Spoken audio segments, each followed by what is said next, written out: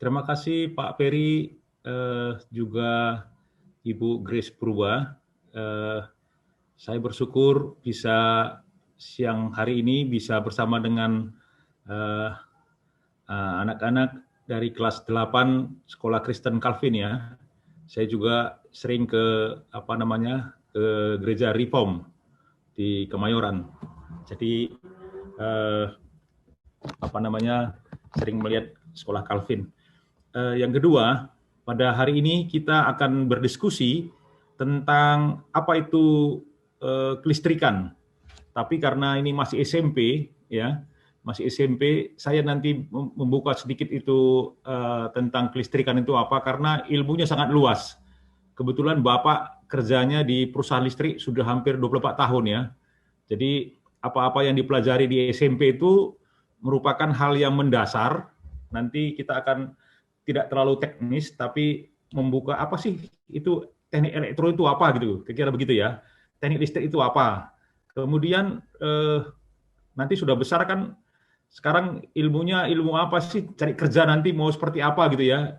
Apakah perempuan bisa kerja di teknik elektro gitu kan, bagaimana persaingannya dan sebagainya, apa sih di dunia ini. Nah, itu yang akan kita bahas. Baik, saya akan langsung ke presentasi saya. Nanti kita sama-sama ya.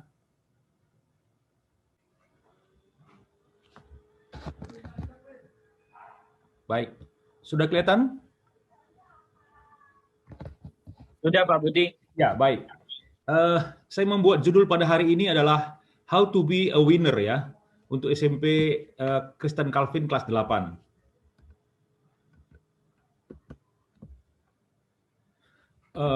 Saya perkenalkan diri saya. Saya saat ini juga mahasiswa di Fakultas Ekonomi UI. Kemudian saya itu dari tahun 78 ya. Kemudian saya lulusan juga dari Politeknik UI, S1-nya dari UI juga, S2-nya dari Gajah Mada sama dengan Pak Peri. Kemudian saya kerja di berbagai, udah ada 3 perusahaan gitu ya. Salah satunya adalah di Schneider Indonesia. Schneider itu perusahaan listrik yang besar. Nanti kita akan jelaskan. Kemudian di Trafo juga listrik, di Komeka juga bidang listrik.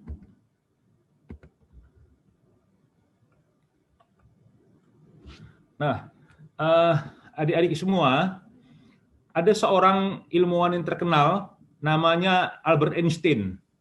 Nah, Albert Einstein ini menjelaskan ada 2 cara menjalani hidup. Yang pertama adalah menjalaninya seakan-akan keajaiban itu tidak ada, miracle itu tidak ada. Yang kedua adalah menjalaninya seolah-olah atau seakan-akan segala sesuatu itu adalah keajaiban. Itu kata Albert Einstein. Artinya begini, artinya bahwa kita sebagai manusia harus terus percaya kepada Tuhan, kemudian kita harus percaya adanya keajaiban. Nah, ilmu pengetahuan juga adalah keajaiban yang dititipkan oleh Tuhan sama kita untuk kita kembangkan gitu ya. Jadi kita sebagai manusia, sebagai orang yang beragama begitu ya, kita harus bagaimana memajukan manusia, itu tanggung jawab kita gitu loh. Bagaimana memudahkan pekerjaan manusia, itu tanggung jawab kita. Nah, zaman dulu ya, kalau zaman Bapak atau waktu masih sekolah, yang A ya, rajin, tekun, disiplin diri, doa, sukses. Itu gampang zaman dulu ya. Ini nggak hanya di Indonesia, di seluruh dunia. Tapi zaman sekarang ya, zaman sekarang ini di era teknologi ini ya, inovasi itu ya, adalah yang tadi yang sukses A itu harus tambah inovatif. Harus sukses kita, harus ada inovasi-inovasi. Kalau nggak ada inovasi nggak bisa. Nah, nanti di masa depan, di era adik-adik semua sekarang SMP, nanti SMA, nanti kuliah, itu udah era digital ya. Jadi harus gabungan daripada A sama B gitu ya. Terus lagi di era digital. Nanti akan kita bahas itu apa itu era digital.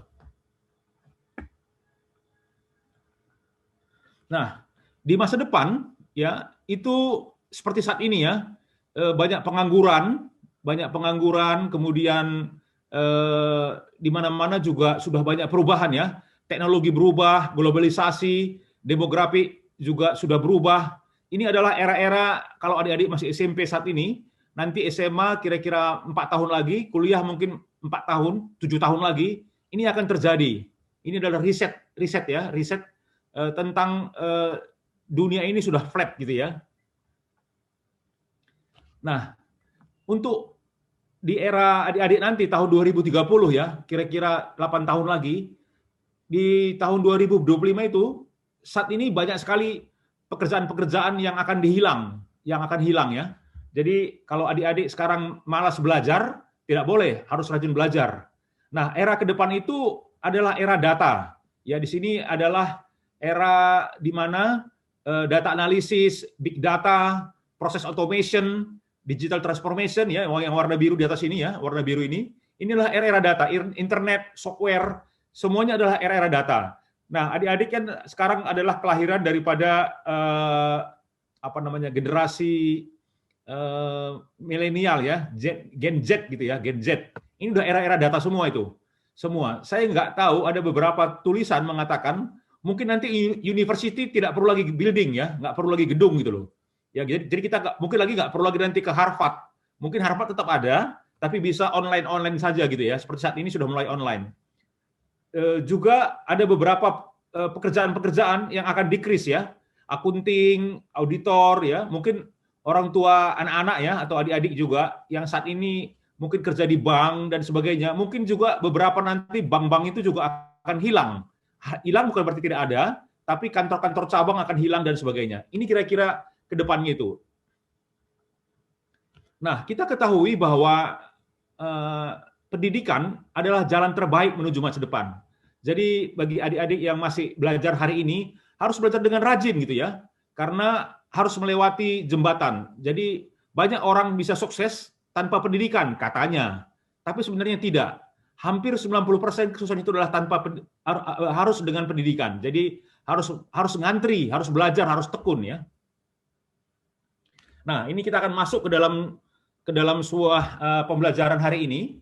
Ini adalah cikal bakal nanti kita bicara ke depan ya, cikal bakal ke depan. Jadi ini adalah namanya pembagian sistem penyaluran tenaga listrik di Indonesia. Nah, ada 3 hal yang harus kita ingat ya. Yang pertama adalah namanya pembangkit. Ya, ini energi nih, pembangkit ya.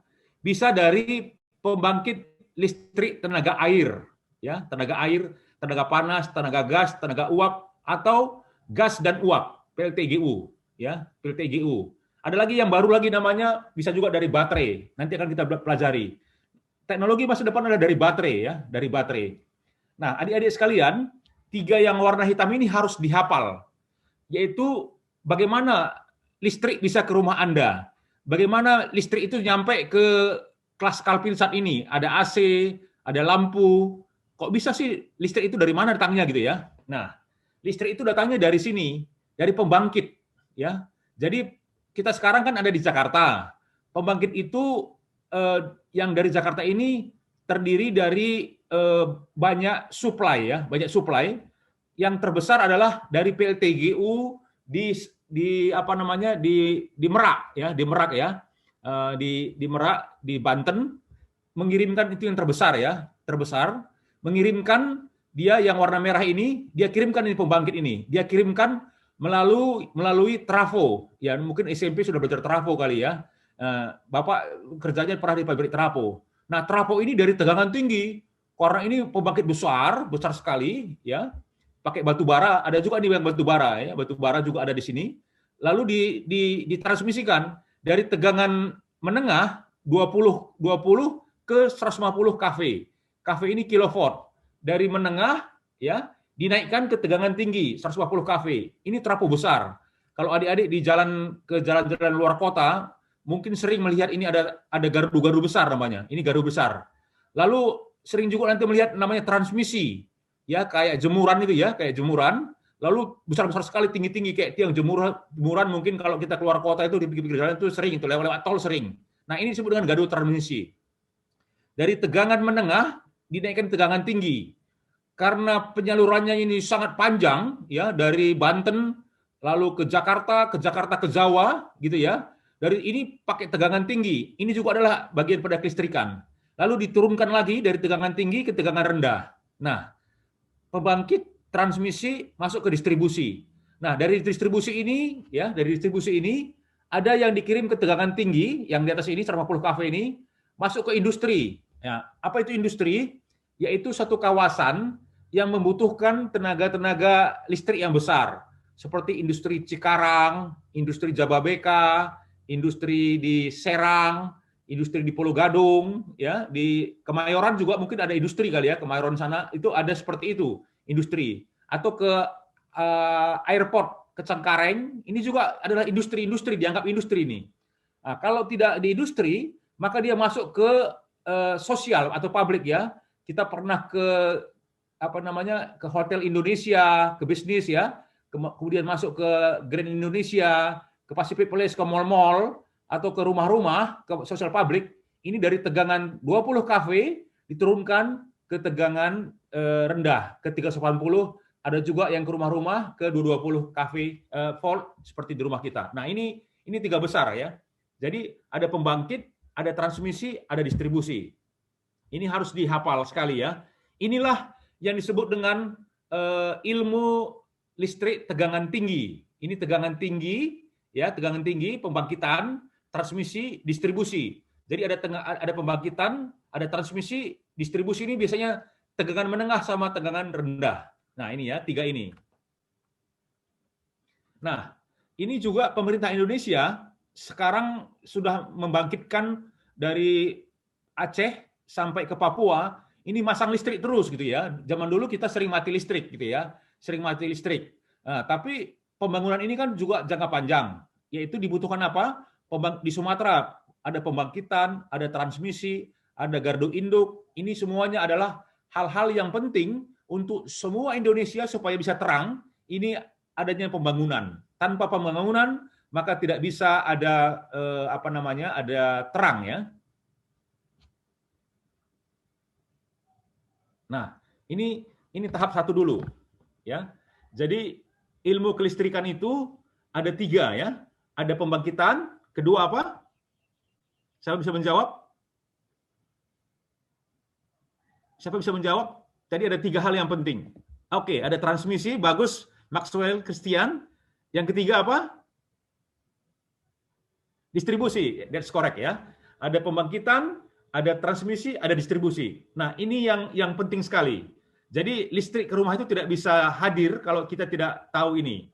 Nah, selanjutnya Bapak akan menceritakan apa itu PLN ya, PLN.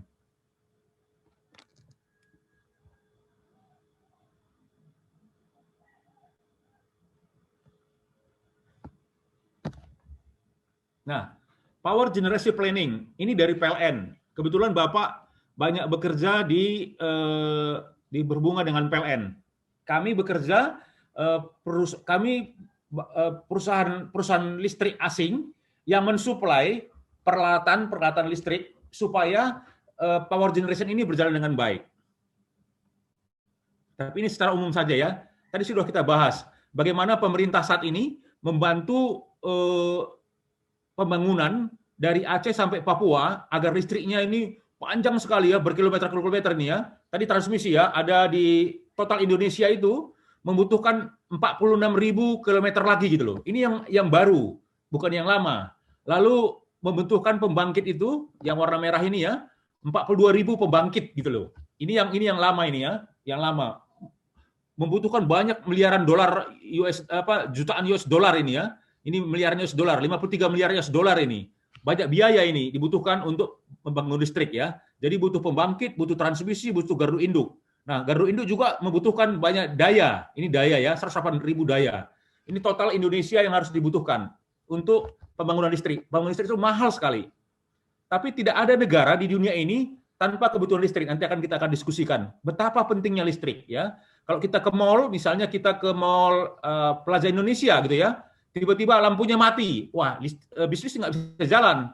Tiba-tiba misalnya kita ke sekolah, listrik nggak ada, maka nggak bisa belajar. Internet nggak ada, listrik susah ya. Jadi sangat penting sekali listrik itu ya. Power itu penting sekali, energi. Nah, pembangkit itu macam-macam ya, adik-adik ya. Ada dari batu bara, ada dari panas bumi, ada dari baterai bisa, ada dari air, ada dari gas. Ini macam-macam yang akan kita kembangkan. Nah, mungkin juga adik-adik sudah membaca dari buku-buku ya, bahwa di masa depan diharapkan itu ada namanya renewable energy. Adalah energi yang bisa tergantikan begitu ya, yang tidak merusak lingkungan gitu ya. Nah, itu biasanya adalah dari panas matahari gitu ya. Ada di sini panas matahari dari solar, dari air ya hidro maupun air gitu ya, dari baterai juga. Baterai itu nanti kan kita bahas secara singkat, yaitu dari litium ataupun dari nikel ya. Sekarang teknologi baterai sedang berkembang sekali ya. Ada Tesla ya, mobil listrik gitu ya. Nah, ini juga sangat penting sekali. Nah, ini adalah kebutuhan listrik di Indonesia ya. Ada saya mau terangkan sedikit. Nah, ini persentase berapa banyak ini batu bara 2011, 2014 batu bara, panas bumi, gas alam, ini dibutuhkan ini ya. Jadi 2011 sampai 2015 sebelah kanan ini bawah ini ya, ada batu bara, gas alam, BBM. Untuk menghasilkan listrik itu dibutuhkan pembangkit tadi ya, ada pembangkit. Nah, suplainya dari mana? Ini tadi dari batu bara paling besar. Indonesia ini adalah negara yang dianugerahkan Tuhan banyak sekali mineral-mineral. Kalau Singapura dia tidak punya mineral ya, nggak punya batu bara, nggak punya gas gitu ya. Kita bersyukur sekali Indonesia punya mineral ya, terutama batu bara dan gas alam. Kita juga punya gas alam. Jadi Indonesia ini hampir 44% kita dari batu bara dan gas alam. Nah, sebagian dari apa? Dari minyak.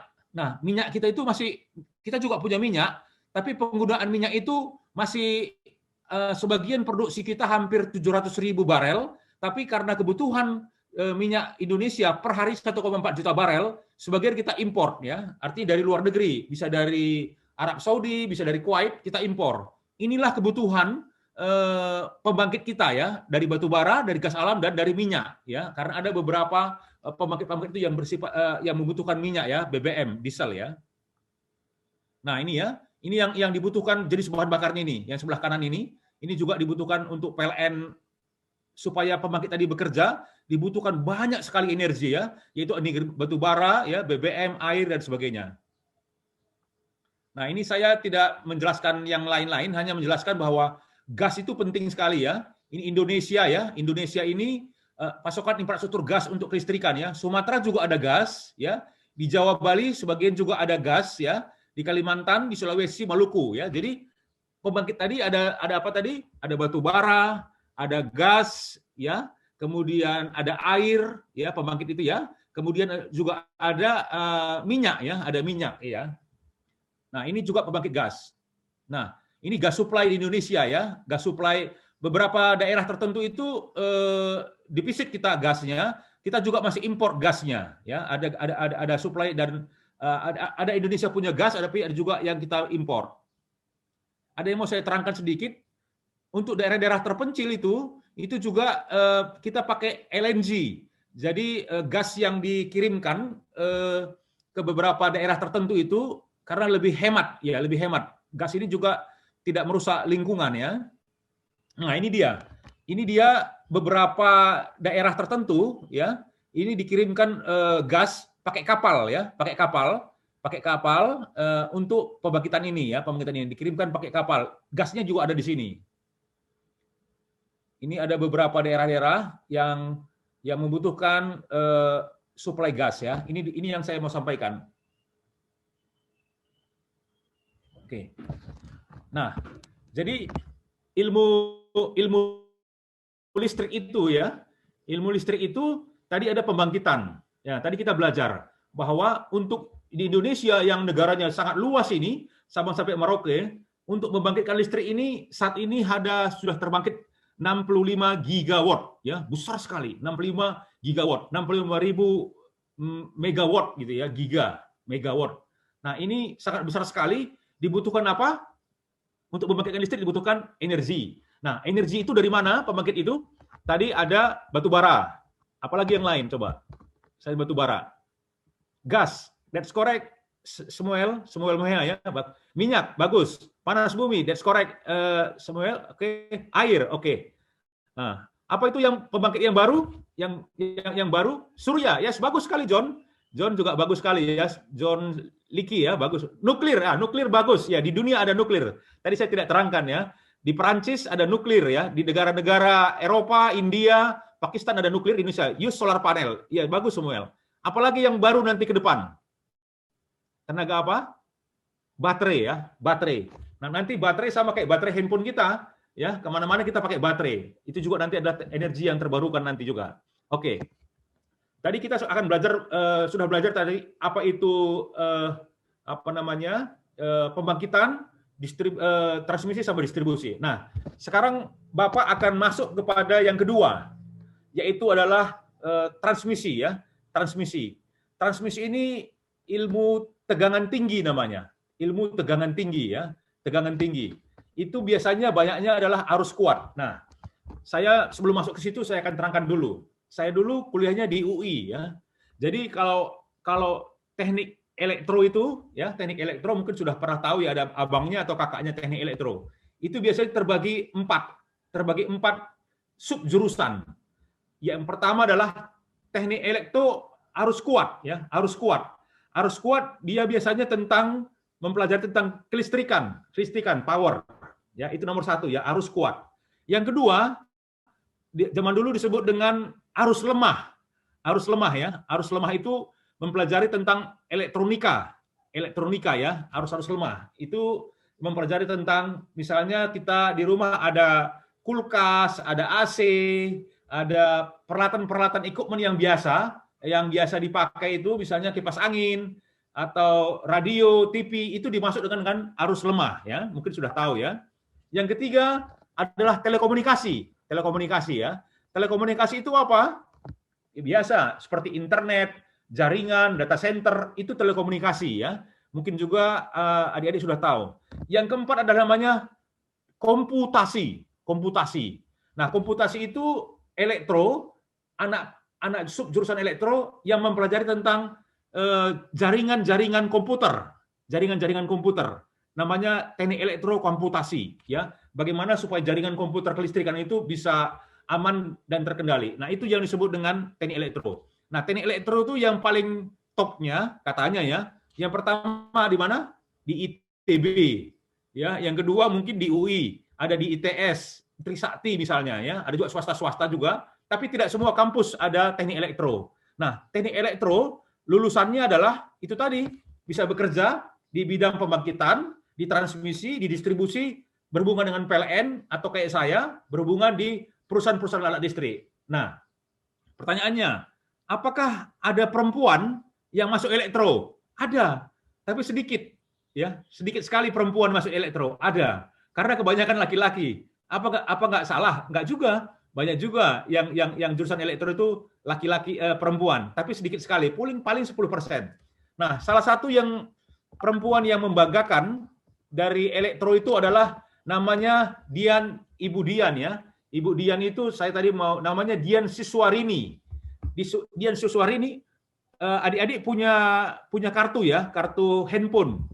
Ada Excel, ada Telkomsel, ada Excel. Pernah siapa yang punya Excel? Ya, ada Excel ya. Nah, Excel itu Axiata ya. Nah, itu CEO-nya, Chief Executive Officer-nya itu perempuan. Namanya Dian Sahrini. Dia alumni ITB, Teknik Elektro. Nah, dia ceritakan ya, dia Teknik Elektro, begitu lulus, dia juga ikut juga naik tower. Naik tower itu ya, awal mulanya karirnya ya, naik tower karena dia senang aktivitas dia. Dia naik tower, terus berkembang sampai dia menjadi direktur utama perusahaan asing sekarang ya, CEO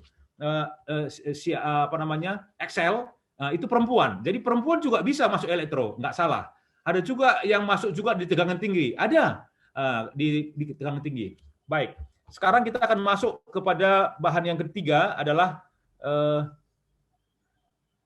ini sudah kelihatan ABB? Sudah, Pak. Oke. Ya, saya ulangi ya. Sorry, tadi mungkin salah screen. Ya. ABB ini perusahaan besar dunia ya.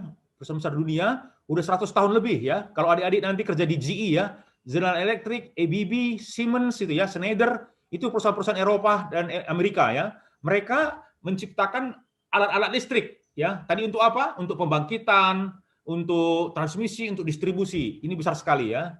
Nah, ini dia adanya di Swiss dan di Swedish ya, di Swedia ya.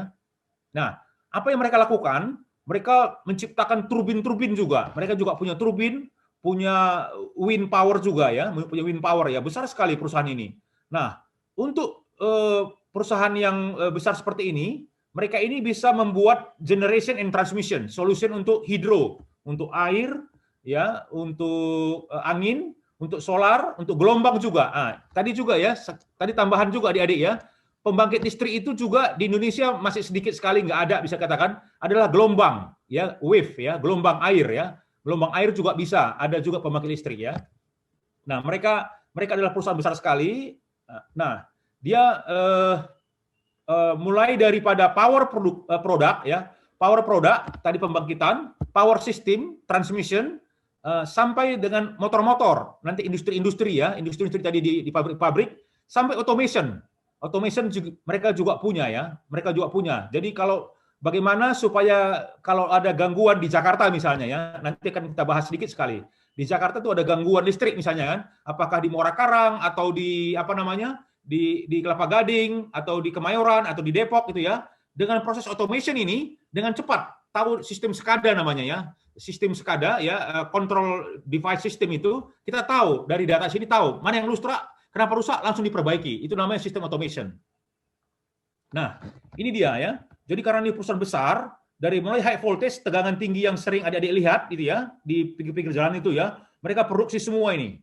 Kemudian juga ada medium voltage. Tadi kan kita sudah baca, ada tegangan 150 kV ke 20 kV, ada 275, ada 500, tadi tegangannya multi tegangan. Nah, mereka produksi ini. Ini harganya ini mahal sekali ya. Satu transformer ini harganya bisa puluhan miliar. Ya, puluhan miliar satunya yang besar-besar ini ya. Jadi mulai dari data trafo, kemudian circuit breaker, voltage transformer, semua mereka punya. Nah, mereka juga bisa untuk power generation ya, pembangkitan ini seperti di Muara Karang, seperti di Jepara, seperti di Jawa Timur juga ada ya, daerah-daerah Indonesia tadi pembangkitan. Nah, lalu setelah pembangkitan ini mereka kirimkan adik-adik ya ke grid system, ditransmisikan di internal mereka ya, high voltage kabel semuanya, lalu masuk ke substation. Ini tegangan-tegangan yang kayak tiang jemuran ini di pinggir jalan ini, inilah tegangan tinggi. Tegangan tinggi transmission line yang sangat besar sekali. Ini kalau di Cina, Indonesia itu baru terpasang itu 65 giga. Kalau di India itu ada 300 giga. Paling besar di dunia ini listrik itu adanya di Cina ya, di negara Cina. Mereka adalah pensuplai listrik paling besar di dunia. Cina dan di Amerika. Mereka besar sekali ya, negara-negara besar yang banyak mengkonsumsi listrik. Nah, lalu dari sini juga mereka sampai ke network management. Jadi untuk listrik ini ada gangguan, ada operation, semuanya ini sudah melalui network system. Namanya SCADA ya, network SCADA ini. Nanti ini kalau udah nanti kuliah baru belajar ini. Nah, dia juga membuat ini adik-adik ya, membuat drives and control. Drives ini apa? Ini adalah fungsi untuk kalau adik-adik misalnya nanti bekerja di perusahaan kayu gitu ya, bagaimana memotong kayu, bagaimana misalnya pompa-pompa air, bagaimana misalnya misalnya di suatu gedung ya, gedung-gedung itu kan juga ada apa namanya sistem airnya gitu ya, sistem AC-nya, kontrol-kontrol pendinginnya juga membutuhkan drives and control. Nah, mereka juga memproduksi motor-motor dan generator. Nah, motor-motor ini adalah motor-motor penggerak. Mereka ini juga bagian dari kelistrikan. Nah, generator juga mereka produksi juga, dan power conversion ya. Power conversion ini mengubah low voltage, medium voltage, ini luas sekali ilmunya. Dan juga yang terakhir adalah robotik. Nah, robotik ya. Kalau adik-adik sekarang tahu bahwa di Sunter ada pabrik namanya pabrik Astra ya, pabrik mobil. Nah, kebetulan Bapak juga dulu pernah mensuplai alat listrik dari Schneider untuk robot. Mereka juga bikin robot juga. Sudah ada robot-robot di sana untuk membuat sepeda motor itu sudah pakai robot. Sebagian mobil-mobil pakai robot. Nah, mereka juga memproduksi robot-robot ya, PT ABB ini. Nah, sampai ini yang bisnis low voltage ya. Ini bisnis equipment yang kecil-kecil, mereka produksi semua ya. Dari mulai LV system sampai ke ini mereka produksi. Nah, mereka sampai sistem kontrol daripada industri itu, baik industri misalnya petrokimikal ya, listrik apa nih sorry, industri kimia, industri minyak, gas ya, pulp ya, kayu gitu ya, atau kertas, printing ya, pengolahan cetak, makanan dan minuman, pabrik semen, pabrik mineral, pabrik metal, semua industri ini membutuhkan alat listrik. Tidak ada yang nggak membutuhkan alat listrik. Marine ya, marine untuk pelabuhan-pelabuhan, crane juga membutuhkan alat listrik. Mereka juga menyiapkan produk-produk kelistrikan ya. Nah, ini proses dari mana awal mulanya foundersnya ABB ini bikin steam turbin, gas turbin, sampai electrical drive untuk lokomotif juga ya, kereta api juga. Kalau kita ke Jepang ya itu ada apa namanya, Indonesia sebentar lagi ada ya, kereta cepat listrik ya, nanti dari Jakarta ke Bandung. Ya kalau kita di Jepang itu ada, di Cina ada ya, ini sudah pakai kereta cepat. Nah, ini juga banyak alat listrik ya. Nah, ini adalah teknologi listrik yang kita akan kembangkan ini. Ini sampai mereka investasi ya, adik-adik ya, kalau adik-adik nanti kerja atau kuliah di bidang elektro, mereka investasi sampai 1.3 billion ya dolar ya untuk riset R&D. Jadi mereka ABB itu punya 8.000 saintis ya, engineer yang khusus untuk bagaimana supaya peralatan listrik ini berkembang dan semakin handal dan semakin bagus ya. Bisa ada di Cina, ada di Poland, banyak sekali alat listrik yang mereka kembangkan. Ia adalah worldwide global ya. Nah, ini mungkin saya sudah selesai. Nah, saya akan presentasi lagi satu lagi. Ini kelihatan, Pak? Ya, kelihatan, Pak. Oke, baik. Nah, dulu Bapak kerja di sini. Namanya Schneider Electric. Ini perusahaan Perancis ya. Ini contoh-contoh aplikasi juga di bidang kelistrikan. Itu di mana gitu ya. Nah, ini dia. Kalau adik-adik pergi ke airport ke Bali ya, Juanda atau ke Cengkareng Airport atau ke apa tuh Singapura Airport atau ke di Jepang di mana saja, itu juga membutuhkan listrik yang sangat besar sekali dan vital sekali ya. Jadi listrik itu yang penting itu adik-adik ya, terutama di airport ya, supaya tidak ada kecelakaan di airport, di rumah sakit, di angkatan apa nih namanya militer ya, militer itu listrik itu nggak boleh padam, nggak boleh terganggu ya.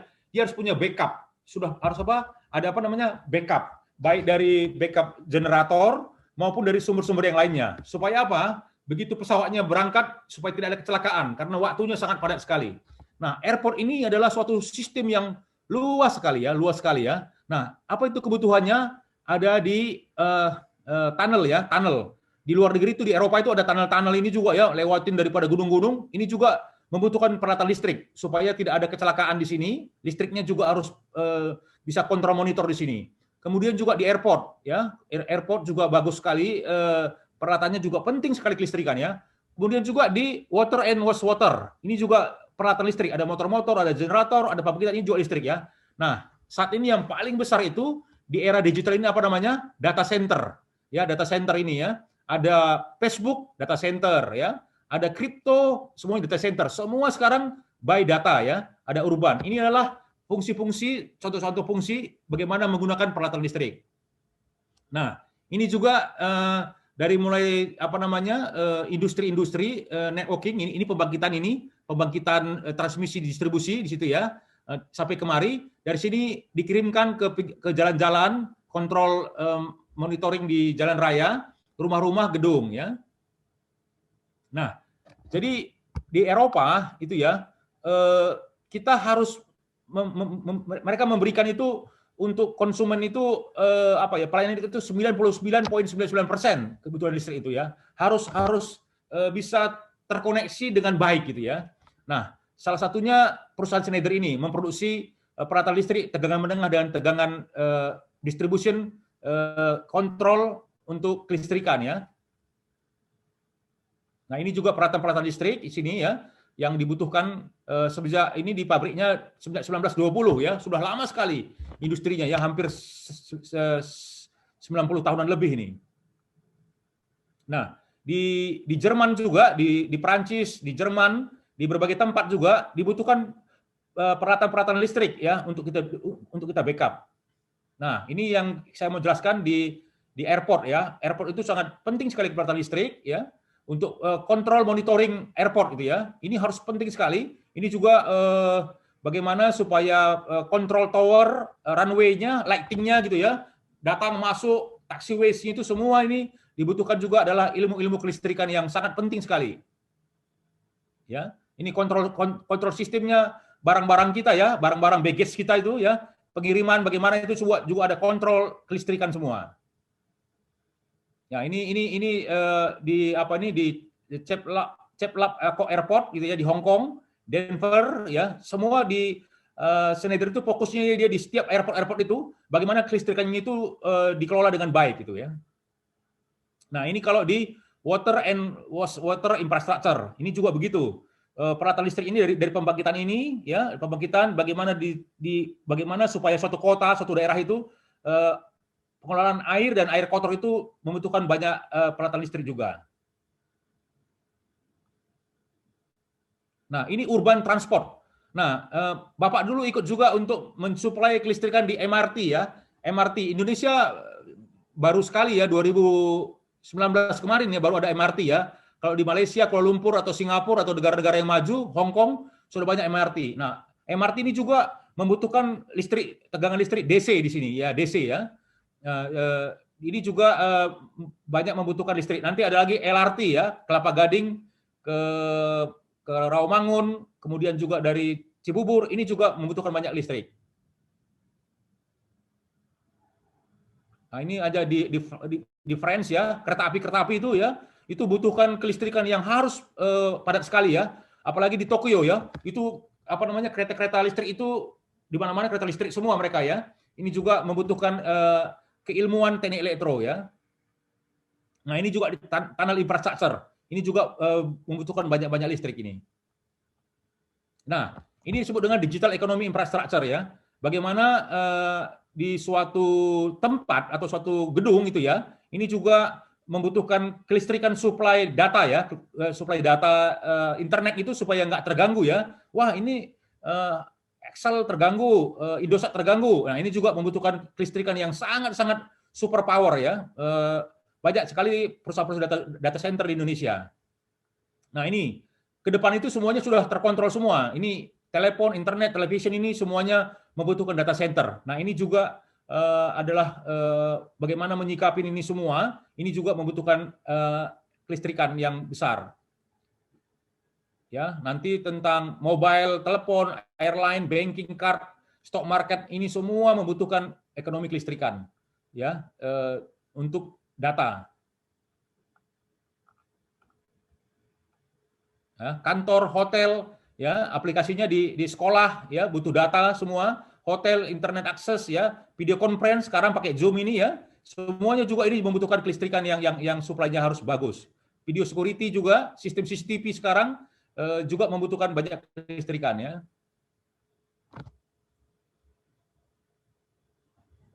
Nah, itu mungkin yang bisa saya sampaikan untuk di sistem distribusi ya, distribusi. Mungkin saya satu lagi slide, setelah itu kita diskusi ya. Satu slide lagi ya. Baru kita diskusi.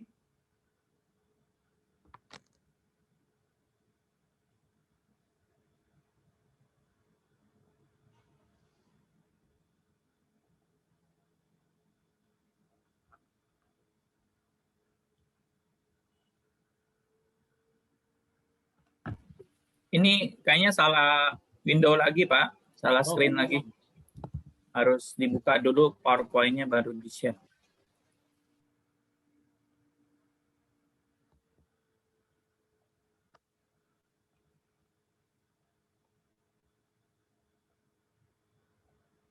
Nah, ini yang terakhir ini slide-nya. Bagaimana ini didistribusi ya di rumah, ini untuk era-era ke depan ini seperti ini ya.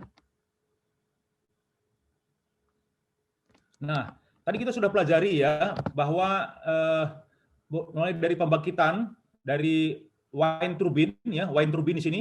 Wind turbine ini saya ulangi lagi dari awal tadi ya, dari yang slide pertama. Wind turbine ini lalu dikirimkan melalui high voltage sama medium voltage nomor 2 ya. Nah, kemudian dari tegangan tinggi ke tegangan menengah. Nah, nomor 3 ini adalah tegangan medium power ya. Medium power ini dikirimkan ke industri bisa maupun yang keempat ke medium low voltage, ke rumah-rumah. Jadi dari rumah kita atau gedung sekolah kita itu datangnya dari pembangkitan ya, lalu masuk ke substation, transmission substation, lalu bisa langsung sampai ke rumah kita. Nah, ke nomor 5, kalau yang nomor 5 ini adanya ke telekomunikasi ya, telekomunikasi. Nah, ini ke water treatment, ke airport dan road tunnels. Ini juga adalah fungsi-fungsi kelistrikan, bagaimana sampai ke listrik itu sampai kepada fungsi-fungsi industri ya. Nah, ini produk-produknya. Apa itu trafo? Ini trafo, ini medium voltage, ini hanya produk. Ini wind power ya, ini SCADA, sistem SCADA distribusi. Nah, ini peralatan-peralatannya. Nah, ini panel-panel ya, panel-panel tegangan tinggi, tegangan menengah. Kalau di gedung Calvin saya kira kalau nanti kapan-kapan bisa masuk ke gedung listrik gitu ya. Pasti ada alat-alat seperti ini. Adalah alat-alat ini mengontrol gedung Calvin, misalnya lantai 5, lantai 10, lantai dasar, basement, semuanya harus dikontrol dari alat ini. Karena apa? Kalau ada yang gangguan, ini bisa trip dia. Ada breakernya di sini. Ini untuk tegangan rendah ya. Misalnya listrik mati di laboratorium Calvin gitu ya, langsung tahu. Kalau ini kan di panel listrik. Tapi kalau sudah punya sistem kontrol monitoring di ruang guru misalnya ada, dia langsung tahu gitu loh. Ada di mana gangguan di sini. Nah, ini busbar untuk industri-industri. Ini peralatan-peralatan kontrol-kontrol ya. Ada relay-relay. Ya, ini SCADA-SCADA. Nah, ini yang sudah selesai. Nah, kira-kira itu yang bisa saya sampaikan. Industri-industri kelistrikan itu sangat luas sekali ya. Ini baru di industri tegangan tinggi, Pak Peri ya. Belum masuk ke industri telekomunikasi. Tadi kita hanya menyiapkan alat telekomunikasi, tapi saya bukan elektro telekomunikasi, bukan. Itu luas sekali lagi.